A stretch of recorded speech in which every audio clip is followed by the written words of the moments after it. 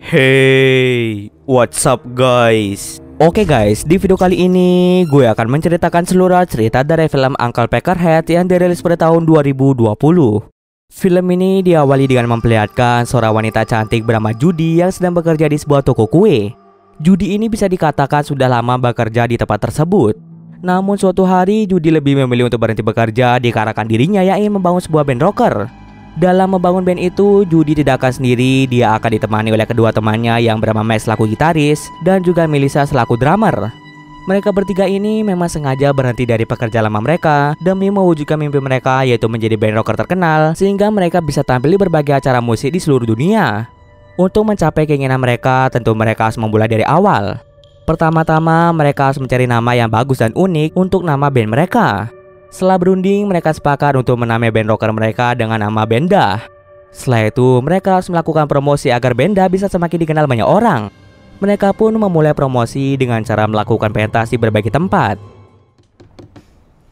The queef for the queef queens. Jen Jennings sees us. Jen Jennings loves. Ketika ingin berangkat menggunakan mobil mereka, tiba-tiba ada dua orang tak dikenal yang mencoba masuk ke dalam mobil mereka. Usut punya usut, dua orang tersebut merupakan rentenir yang ingin mengambil mobil mereka dikarenakan mereka yang belum melunasi cicilan mobil tersebut dan sudah menunggak selama beberapa bulan. Akibatnya mobil mereka terpaksa harus diambil oleh rentenir tersebut akibat mereka yang tidak sanggup membayar cicilan mobil tersebut. Kini cita-cita mereka yang ingin menjadi band terkenal pun sirna. Tak kehabisan nakal, mereka pun memiliki ide untuk menulis iklan penyewaan mobil dan akan mereka sebar ke berbagai mobil yang mereka lihat. Mereka berharap pemilik mobil itu mau menelpon mereka supaya mereka bisa menyewa mobil tersebut. Ketika mereka ingin menaruh kertas terakhir di sebuah mobil van, pemilik mobil van yang saat itu berada di dalam mobil langsung marah-marah pada Judy dan Max karena mereka telah menaruh kertas itu di mobilnya. Judy pun meminta maaf pada pria tersebut karena tidak meminta izin terlebih dahulu. Pria itu bernama Peckerhead atau kita panggil saja sebagai Peck. Peck bertanya buat apa Judy ingin menyewa mobil seseorang. Judy kemudian memberitahu Peck bahwa mereka ingin sekali menyewa mobil dan akan mereka gunakan untuk menaruh barang-barang bawaan mereka seperti drum, gitar, mic, dan lain sebagainya. Judy pun langsung mengungkapkan pada Peck bahwa mereka ingin melakukan tour ke berbagai tempat untuk mempromosikan band rock mereka yang bernama DAH. Mendengar hal tersebut, Peck yang semula marah-marah mendadak merasa senang dikarenakan dirinya yang juga suka dengan musik rock. Judy dan Max yang menganggap Peck adalah orang yang aneh lebih memilih untuk pergi. Peck pun langsung menghampiri mereka dan berkata bahwa dirinya suka dengan pentas musik rock. Peck berkeinginan untuk membantu mereka dalam melakukan tur ke berbagai tempat dengan cara menjadi supir mereka. Dengan begini, mereka tidak perlu capek-capek menyetir di dalam tur tersebut.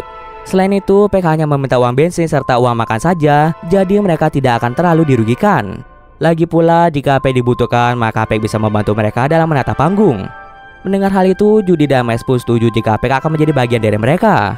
Mereka bertiga dengan segera menyebut Melissa dan mengambil barang-barang seperti drum, gitar, sound, dan lain sebagainya. Setelah memasukkan semua barang-barang, mereka pun bergegas pergi ke lokasi pertama, yaitu sebuah bar, untuk melakukan pentas di sana.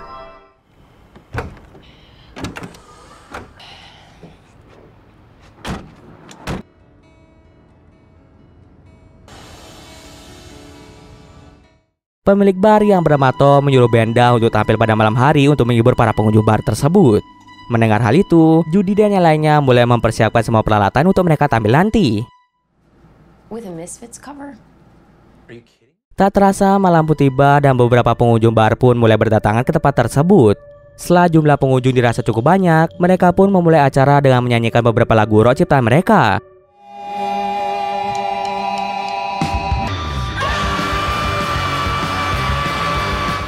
Setelah selesai pentas, Tom pun membayar band mereka seharga $3 saja. Tom pun mengatakan bahwa band mereka tampil sangat buruk sehingga beberapa pengunjung menjadi tidak betah berada di sana. Awalnya Judy pun tidak terima jika mereka hanya dibayar $3 saja. Tapi mau bagaimana lagi, mereka hanya bisa pasrah menerima keadaan. Rasa kecewa pun pasti dirasakan oleh mereka. Setelah mendengar hal itu, Peck pun izin ke belakang sebentar untuk buang air kecil. Selama 10 menitan mereka menunggu di mobil, tapi Peck tak kunjung kembali. Oleh sebab itu, Judy pun turun dari mobil untuk mencari keberadaan dari Peck. Alangkah terkejutnya Judy setelah ia melihat Peck yang sedang memakan daging Tom. Kejadiannya Judy lihat langsung ia ceritakan pada Max dan Melissa.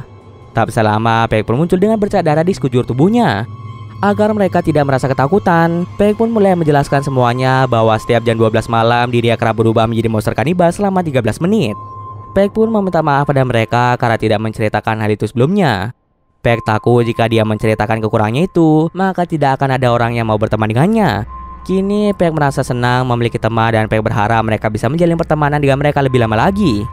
Sebenarnya Pack tidak ingin berubah menjadi monster seperti itu. Tapi apalah daya, sejak kecil Pack sudah berubah menjadi seperti itu. Walaupun Pack berubah menjadi monster, tapi tetap Pack bisa mengontrol atau menguasai tubuhnya sendiri.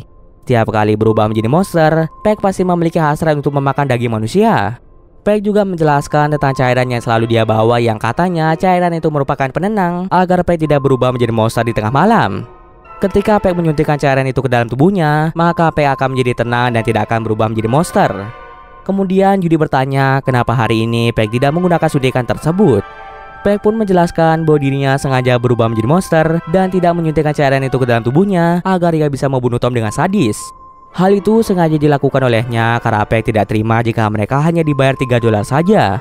Mendengar hal itu, Max dan Melissa pun mulai berpihak pada Pack bahwa Tom memang pantas mendapatkannya, sedangkan Judy merasa tidak setuju dengan tindakan yang dilakukan oleh Pack.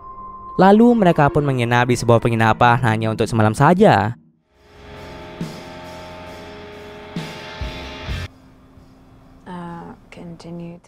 Keesokan paginya, mereka berempat kembali melanjutkan perjalanan menuju rumah seorang pria bernama Nick.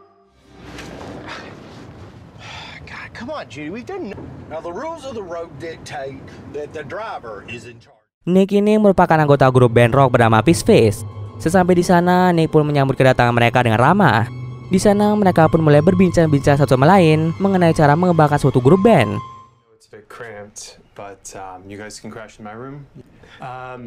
Make yourselves at home. I just think that. But it's almost. Keesokan harinya, ketika Judy sedang nongkrong di depan rumah Nick, tiba-tiba ia bertemu dengan seorang pria bernama Paul. Paul merupakan pemimpin grup band rock bernama Dominion Rising. Grup band tersebut bisa dikatakan sudah sangat terkenal di kalangan masyarakat, berbeda dengan grup band Judy yang baru saja memulai karir mereka. Dengan sombongnya, Paul langsung merendahkan grup band yang membuat Judy pun merasa kesal padanya. Malam harinya, Judy beserta teman-temannya mulai menjual beberapa kaset lagu yang mereka ciptakan agar bisa dikenal oleh banyak masyarakat. Setelah menjual beberapa lagu mereka, esoknya Judy pun berpamitan dengan Nick karena mereka akan melanjutkan perjalanan untuk melakukan pentas grup band di tempat lain.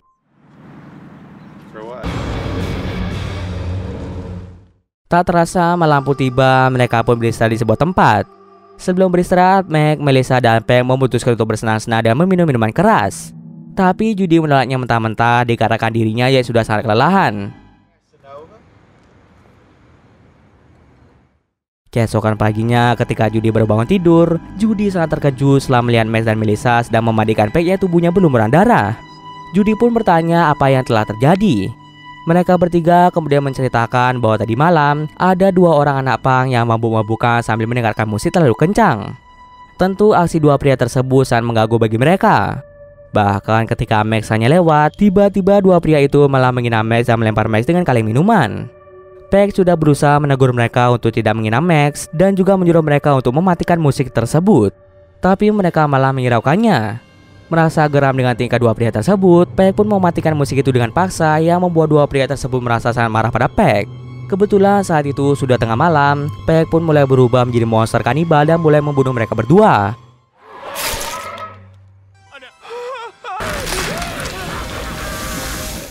Itulah sebabnya Pack berlumuran darah.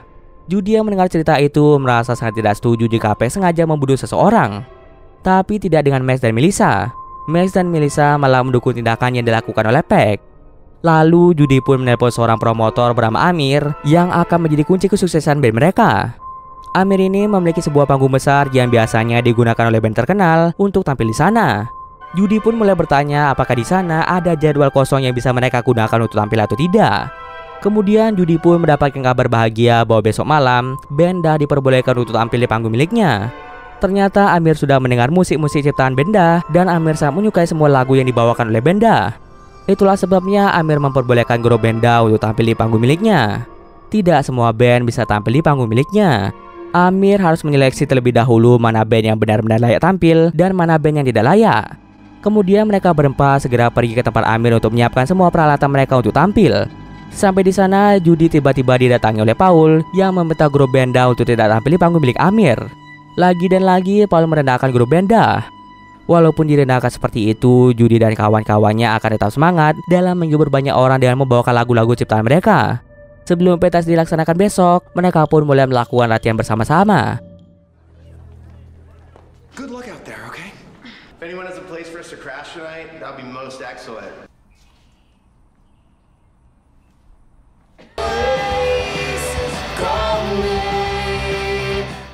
Di sini terdengar bahwa mereka sudah kompak dalam membawakan lagu, sehingga lagu mereka pun menjadi enak untuk didengar. Paul yang merupakan pemimpin grup band Dominion Racing merasa sangat tidak pede setelah mendengar grup Benda membawakan lagu yang sangat-sangat enak untuk didengar. Karena hal itu, Paul merasa bahwa Benda berpotensi untuk mengalahkan ketenaran grup band Dominion Racing. Tak ingin melihat Benda tampil, Paul pun memiliki rencana jahat di mana mereka akan membuat Benda batal tampil di panggung milik Amir. Lalu karena hari sudah larut malam, Judy beserta yang lainnya pun menginap di sebuah rumah yang dimiliki oleh Katrina dan neneknya yang bermarut. Setelah membayar uang sewa, mereka tidak menduga bahwa ternyata grup band Dominion Racing juga menginap di rumah tersebut. Karena hari sudah larut malam, Judy dan yang lainnya pun lebih memilih untuk menghiraukan Paul. Ketika mereka sedang menonton TV di ruang tamu, Max pun izin ke belakang sebentar untuk buang air kecil. Setelah lama menunggu, Judy dan Melissa semakin khawatir dengan keadaan Max yang dari tadi tidak terlihat batang hidungnya. Oleh sebab itu, mereka berdua pun segera mencari keberadaan Max. Tapi Judy dan Melissa tidak menduga bahwa Paul dan anak buahnya telah mengikat Max di sebuah ruangan. Paul dan anak buahnya pun mulai mengikat Judy dan Melissa agar besok malam mereka tidak bisa tampil. Lalu secara tiba-tiba, Peck muncul dengan wujud monsternya dan langsung membunuh mereka berempat dengan sadis.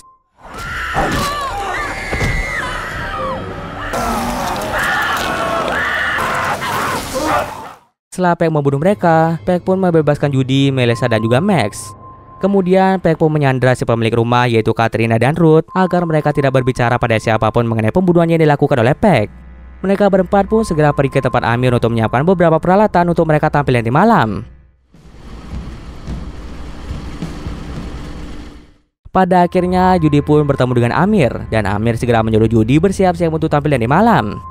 Judy, Melissa, dan Max segera pergi ke ruang ganti, sementara Peck disuruh menjaga Katrina dan Ruth di mobil. Tapi bukannya menjaga Katrina dan Ruth, Peck malah pergi menyusul mereka menuju ruang ganti. Karena merasa kesal dengan tingkah Peck, Judy pun menyuruh Peck untuk berhenti menjadi bagian dari band mereka. Judy tidak kuat lagi melihat kematian seseorang akibat ulah dari Peck. Jika Peck tidak mau pergi, maka Judy akan melaporkan Peck pada polisi atas pembunuhan yang telah Peck lakukan. Peck pun tidak terima dengan perkataan Judy dan langsung mengingatkan Judy agar berhati-hati dalam berbicara. Ternyata tak hanya Judy saja, Max dan Melissa pun juga setuju untuk mengeluarkan Peck dari grup band mereka. Peck pun merasa sangat bersedih setelah mendengar mereka berbicara seperti itu. Peck pun dengan berat hati pergi dari tempat tersebut. Sesaat setelah Peck pergi, tiba-tiba Judy, Max, dan Melissa didatangi oleh seorang polisi. Dan ternyata polisi itu ingin menangkap Judy, Max, dan Melissa karena mereka diduga telah melakukan pembunuhan terhadap beberapa orang. Setelah 8 bulan berlalu, mereka pun menjalani sidang. Beruntung saja mereka bertiga divonis tidak bersalah karena terdapat saksi mata yang tak lain merupakan Katrina dan Ruth. Katrina dan Ruth menjelaskan bahwa bukan mereka bertiga pelakunya, melainkan itu adalah ulah dari pria tua yang tak lain merupakan Peck itu sendiri. Kini mereka pun sudah bebas dari hukuman penjara. Di scene akhir memperlihatkan Judy, Max, dan Melissa yang sedang tampil di sebuah bar.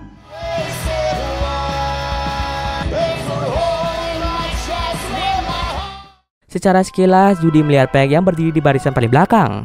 Lalu Judy melihat jam yang sebentar lagi akan menunjukkan tengah malam. Tiba-tiba Judy pun mendengar suara jeritan keras dari banyak orang dan dapat disimpulkan bahwa Peck membuat ulah lagi dengan cara membunuh semua orang yang ada di bar tersebut. Dan cerita pun selesai. Oke, mungkin sekian dulu video kali ini. Jika ada salah gue mohon maaf. Oke, see you next video guys.